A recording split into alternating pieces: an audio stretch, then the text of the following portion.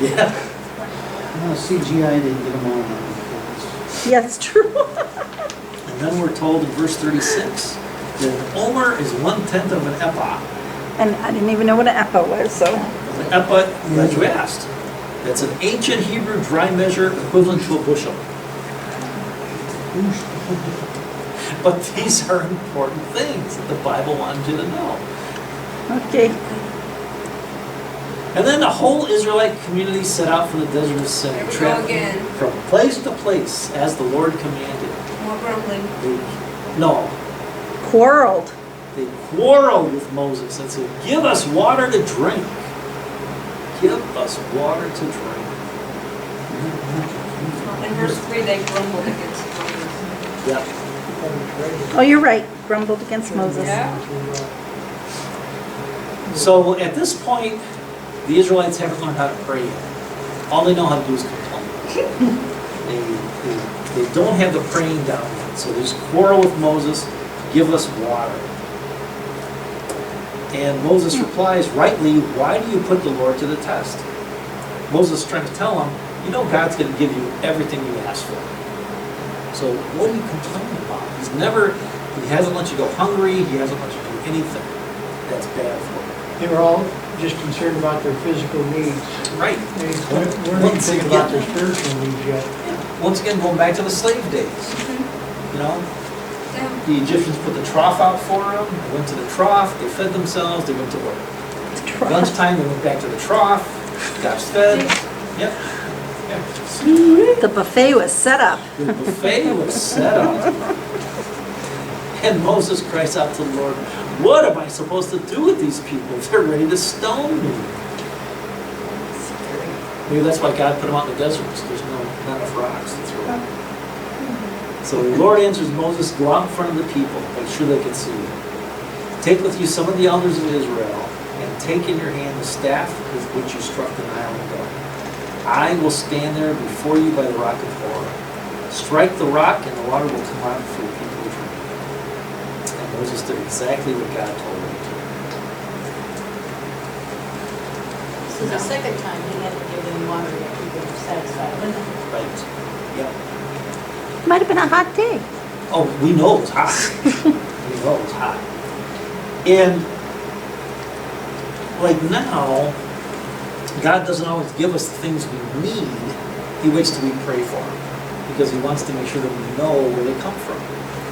I think the same thing happened with the Israelites. God didn't just put the water out there so they could fall into it. God wanted them to take some kind of action. So even though they didn't pray, they mumbled to Moses for it. And then Moses did the action of God and gave them the things. So God is repetitively trying to show them, you need something, I give it to you. You need something, I give it to you. Hopefully sooner or later they're going to catch up. Some will, some won't. I don't see anything from this year at all. Just more demanding. More demanding. No gratitude whatsoever. Moses talked with God. You think God just implanted thoughts in his head? Because eventually he showed from the glory of God. Yeah, we don't know, but that's why I'm convinced that people today don't realize that God's talking to them. I think they're waiting for this physical voice, and they're disregarding the thoughts that come to them. Because there's some thoughts we all have to admit, there's no way we can think of that stuff. And it just comes to us. We know we're not that creative, we know that we can't think of these things, yet they happen. I think a lot of times God talks to us through other people. And that too. You know, the things that they say, just, you know, the caring word or something else that lifts you up. That's to me, that's God talking to you through someone else. And we just have to be aware of those things. Yeah. God talks to us in a lot of ways. Sometimes it's scripture. How often did you wake up in the morning and all of a sudden the thing you needed was right there in scripture? It's in the devotional, it's in an email that comes to you. It's in Sometimes even on TV. sometimes, yeah. I mean- God forbid, even on TV. I mean, but you know, somebody will say something on TV and you go, whoa. Yeah. Or a song on the radio. Yeah, Then radio. into something, Yes. because I had that happen. Everything's going to be okay. that's held. Yeah, it's- And you're oh, like, thank you. oh, okay. Thank you. Thank you very much. Yeah, so I think we're missing out on a lot of God talking to us. But Donna Joe, to your question, I don't see any gratitude here at all. What do you think that would just be? I don't, not mean I get frustrated, but what do you think that would be? Well, I think, once again, he's giving them the benefit of the doubt because they've never had cause to be thankful or to be grateful for anything. Because They've been taken care of by the Egyptians for many years. they've been in slavery for so long. After seeing the plagues and what had happened and then the food, and now the rock, they ought to have a clue what's going on. You would think. But once again, everything was always given to him. So this is just more of the same, it's just coming from a different source. It's just another level. Yeah. Yeah. First day of the month. Maybe in some ways trying to get them ready to pray themselves eventually. I mean, it's gonna take some time from this point, but their mindset has to change if they have to ask Moses for everything. They need to get into the idea that they need to ask God. Yeah. And maybe he's trying to set up that, Well, we know the he, beginnings. we know he is, we're just going to find him. Yeah, it'll be there later on. It'll be there. The first form of food stamps. Yeah. And we see here, when Moses is obedient, he doesn't get into trouble. But as we're going to see later on in Numbers, chapter 20, verses 7 through 12, Moses doesn't follow God's instructions. Once again, he has to give water to the Israelites. And God tells them, okay, just speak, and the water's going to come out of the rock. But at that time, Moses hits the rock twice and says, look what we're going to do for you. And that's when he gets into trouble. So we're going to see this again in Numbers, when Moses isn't as obedient as he should. Didn't mean Moses was taking credit for it Yeah. himself? Okay. Yeah, in your footnotes, you'll see the reference to Numbers chapter 20. Read those verses and you'll see what happens. Okay, where else? The Amalekites defeated. Yep. And even the places that he's at, verse 7, Massa and Meribah, those words mean testing and quarreling. So Moses is just naming it, just saying it like it is. And then the Amalekites come up. I thought that was interesting. Because when Moses held his hands up, they were winning. And when he put his hands Yeah. down, they were losing. So they put rocks under his hands To to hold keep him him up, up. yeah. I thought that was, I never knew that. And then they held up his hands too. Hmm. So God could bless them. So I wonder how long that battle was. Were those the only, were those the only people they had conflict with in all of that time? I would think there would have been other There's people, there gonna would have been be other more. people in their way that, These are the first. And these are descendants of Esau. Oh. So these are not nice people. They're rotten corn. Rotten to the core. And we know God doesn't like Esau. Amalek That redheaded baby. is Esau's son. Hairy thing. Eric. The hairy thing. Yep. Red and hairy. And this is the first time we see Joshua. And the Hebrew root for the word Joshua is save. So we're seeing a repetition of God saves through Joshua. And we know in our other readings that Joshua becomes a hero for the Israelites. So the Amalekites were separate from Canaan, or from Canaan area. Yep, they were from Canaan. So they did travel down to attack them. Yeah, they were like raiders. They were a group that constantly picked on other people. And Aaron and Hur held up his hands. This is the first time we hear of her. Right. And I found out that, Oh, it's the son of Caleb. yep. And they're not sure if he was Miriam's son or what's another opinion? Let's see. And the grandfather of Belzel, the builders of the tabernacle, one of the Yep. builders of the tabernacle. Yeah. That's what my footnote says. So one commentary says that he's the son of Miriam, and I thought there was something else. Let's see. Is that another name that just disappeared in the Bible, or is it only one time? He's in a couple different spots. We find out about his heritage in First Chronicles, and then Hur is mentioned twice, only twice, in Exodus, in 17:10 and then 24:14. So he's one of those guys that disappears. But they thought that in the Jewish commentaries, it says that Hur might have been killed when he stood up against the Israelites when they were making the golden calf. And that was one of the reasons why Aaron decided to let them make the calf, because they killed Hur. And Hur might have been Aaron's nephew, Miriam's son. That's in the future, right? Yeah. So that's another movie, Ben-Hur? Yeah. A different Hur.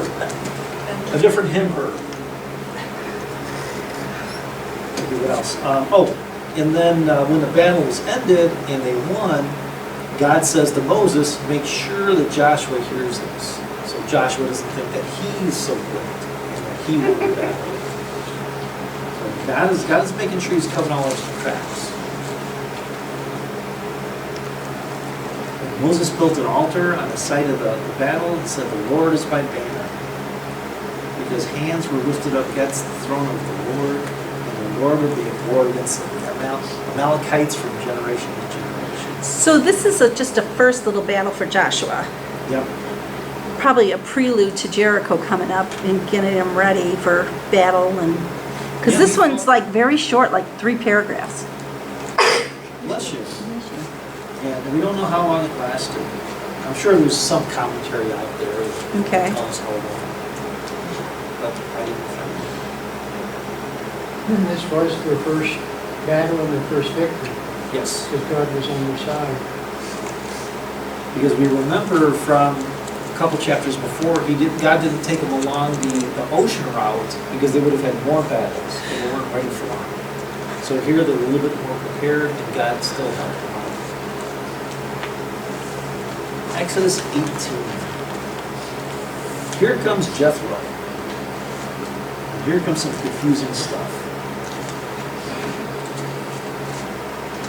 So Jethro, the priest of Midian, and the father-in-law of Moses heard of everything God had done for Moses and for his people Israel, and how the Lord brought Israel out of Egypt. After Moses had sent away his wife Zipporah, his father-in-law Jethro received her and the 2 sons. One son was named Gershom, for Moses says, I had become a foreigner in a foreign land. And the other was Eliezer, for he said, my father's God is my helper. He saved me from the sword of Pharaoh. So what do these verses tell us? What do you think?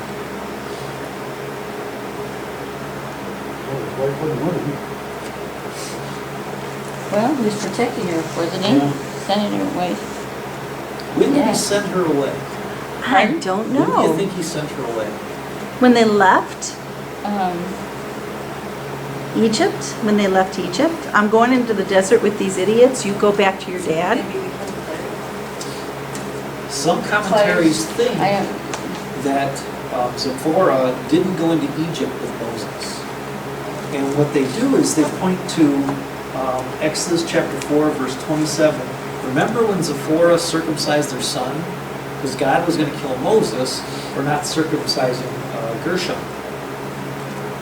And Zipporah, even though she didn't like circumcision, she did it to her son with a flint knife.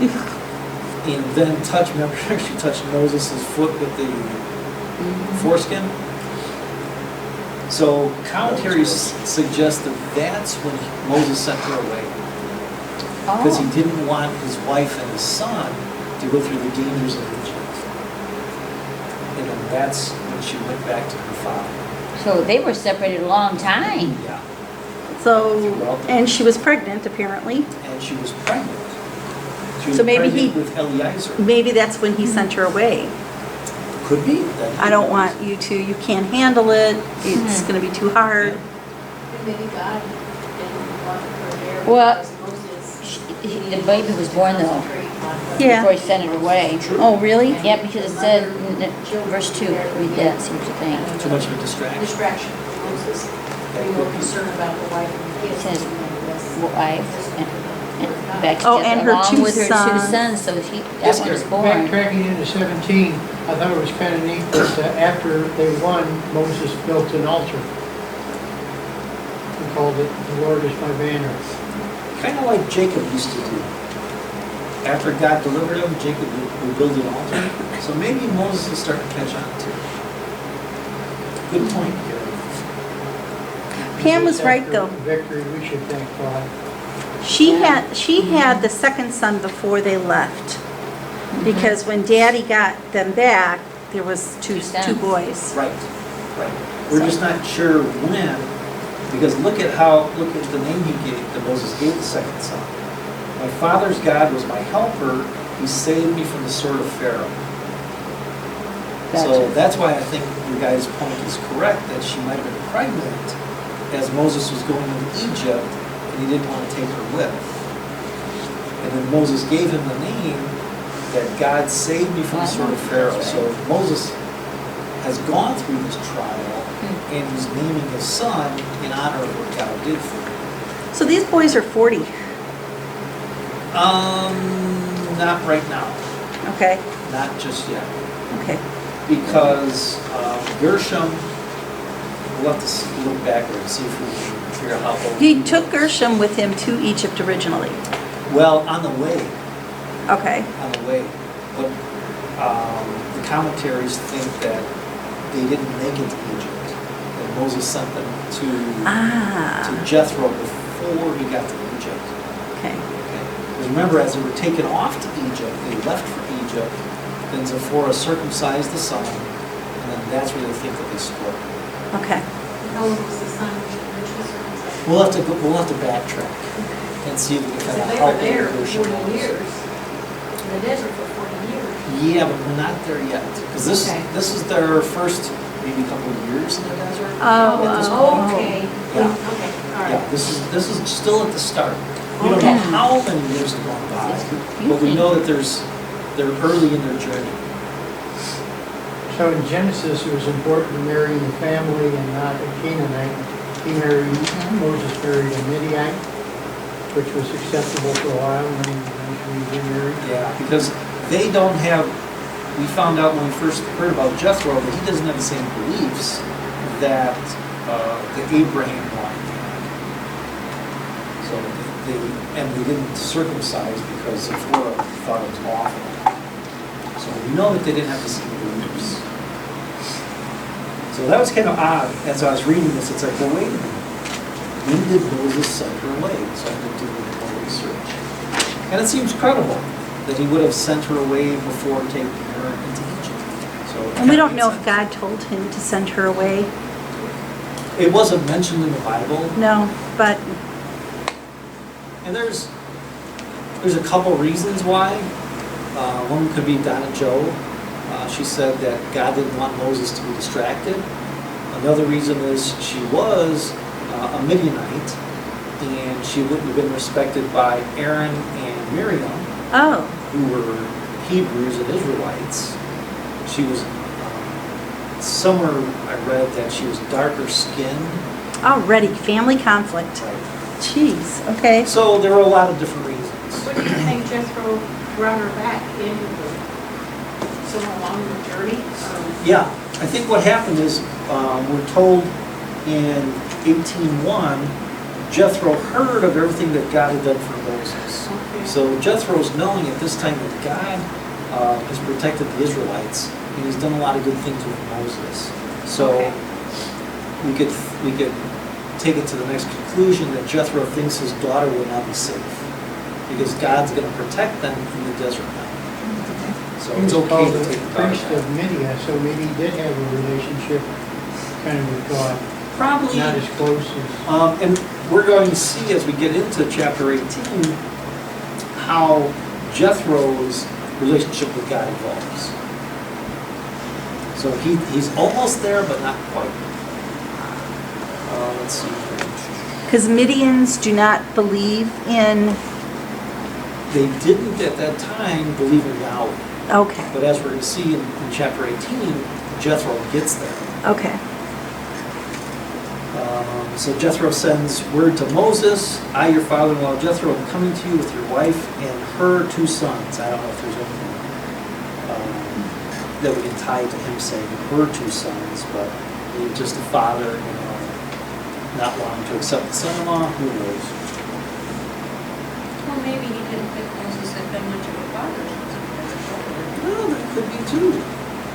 Because he really didn't take care of Because them. she's like taking care of him herself, and Yeah. he's taking care of her, so. Well, and she probably taught them how to be shepherds, because that's what they did, right? They took care of the flocks. Yeah.